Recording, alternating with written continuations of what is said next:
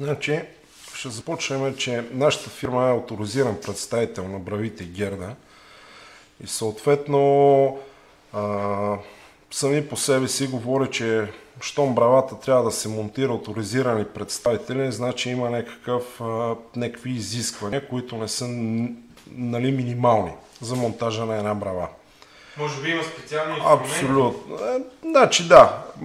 Инструмента сами по себе си всеки може да си го набави, но за да бравата като секретност сама по себе си е много добра.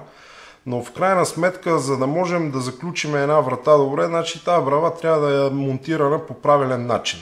Това означава, че спрямо вратата се измисля начина как ще се монтира тази брава. Налага се много пъти вратите да се подсилват, налага се да се слагат специални планки, защото една брава, колкото и да е здрава, сама по себе си не може да се отключи, в крайна сметка, като не е добре монтирана, срещу взлом не може да удържи.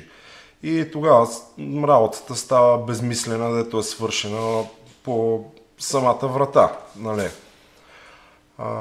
Бравите Герда наистина като монтаж изискват умение, изискват да имаме практика, да имаме